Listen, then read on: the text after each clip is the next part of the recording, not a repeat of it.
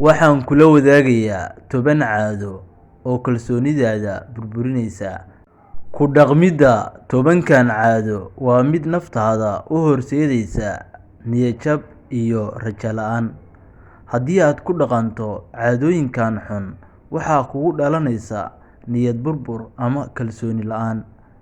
Waxaa laga yaabaa inaadan dareensanayn caadooyinkan sida ay naftaada ugu abuurayaan kalsooni darrada, balse waxaan rabaa inaan kuu faahfaahiyo sida caadooyinkan xunxun ay naftaada ugu reebayaan kalsooni la'aanta. Lambarka koowaad waa dayacidda muuqaalkaaga. Dayacidda muuqaalkaaga naftaada waxay ku abuuraysaa kalsooni la'aan. Dayacidda muuqaalka maxaan ka wadaa? Waa inaad muuqaalkaaga sida uu ekaanayo aadan ka taxadarin, oo mar walba aad u ekaatid qof aan hagaagsanayn oo kale. Haddii aadan kala jeclayn inaad muuqaalkaaga aad kor u qaaddo ama qaabka aad u muuqanayso, ama mar walba aadan is-hagaajin, run ahaantii waxaad isku arkaysaa inaad tahay qof hooseeya ama qof aan dadka kale aan la mid ahayn. Sidoo kale, naftaada waxay ku abuuraysaa kalsooni la'aan inaadan ahayn qof caadiya ama sida ay dadku kuu arkayaan inaad ka hoosaysid. Marka waa muhiim inaad muuqaalkaaga siduu u muuqanayo aad waqti ku bixiso, ama markii aad ka soo baxayso gurigaaga oo kale inaad tahay qof hagaagsan oo kale. Inaadan shaqadaada ama jaamacadda markaad aadaysid ama iskuulkaaga inaadan ku tegin dhar ku xumeynaya muuqaalkaaga, ama inaad tagto adiga oo aan hagaagsanayn. Taasi waxay kuu keenaysaa rajo la'aan iyo kalsooni darro. Lambarka labaad, diididda ama iska-indhatiridda cilladaha yaryarka ee aad leedahay. Qof walba bini'aadana wuxuu leeyahay cillad ama wax weakness ah oo isagu ku liito. Haddii aad cilladahaaga aad diidid oo tidhaahdid anigu see ayaan ku yeeshay cilladahan, ama aad u aragtid inay adiga kugu tahay wax aan kuu qalmaynin, run ahaantii naftaada waxaad ku ridaysaa rajo la'aan ama kalsooni la'aan. Haddaba ogow, qof walba wuxuu leeyahay wax uu ku liito.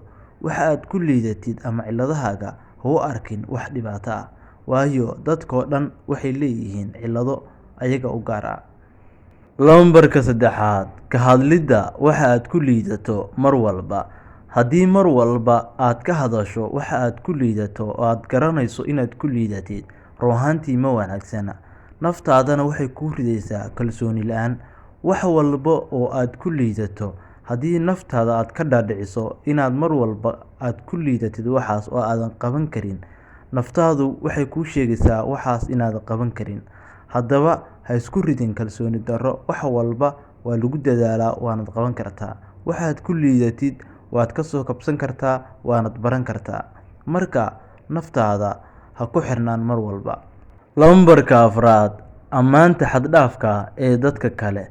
Haddii mar walba aad dadka ammaanto ama si xad-dhaaf ah dadka u ammaanto mar walba, naftaada waxaa ka dhaadhacaysa inaad adigu dadkaas aad ka hooseyso, ama waxaad u arkaysaa naftaada dadkaas inay yihiin kuwa adiga mar walba kaa sarreeya. Marka ammaanta xad-dhaafka run ahaantii ma wanaagsana, naftana waxay u keentaa kalsooni la'aan. Marka ammaantaadu ha noqoto mid dhexdhexaad ah ama mid iska caadi ah. Ammaanta xad-dhaafka ma wanaagsana nafsiyan. Lambarka shanaad, aaminidda hadallada naftaada ee negative-ka ah. Mar walba naftaada waad la sheekaysataa, qof walbana naftiisa in badan ayuu la sheekaystaa. Ha isku dayin inaad aaminto hadallada negative-ka ah ee naftaada ay kuu sheegayso. Marar badan ayay naftaadu ku tiraahdaa waxaan ma samayn kartid. Haddaba ha noqon qof naftiisa ku aamina hadallada naftiisa ay u sheegayso niyad ahaan. Marka iska ilaali inaad aaminto hadallada negative-ka ah ee niyadaada ka soo baxaya. Lambarka lixaad, raaligelinta xad-dhaafka ah. Haddii mar walba aad tahay qof raaligelin badan, wax yar xitaa oo aan wax macno lahayn raaligelin ka bixinaya, run ahaantii ma wanaagsana. Naftaadana waxay ku abuuraysaa kalsooni la'aan. Sababtu maxay tahay? Haddii mar walba aad tahay qof raaligelin badan, run ahaantii ma wanaagsana. Iska ilaali. Waxaan filayaa inaad wax badan ka faa'iiday daawashada muuqaalkan. Fadlan, haddaad nagu cusub tahay, subscribe noo saar. Mahadsanid.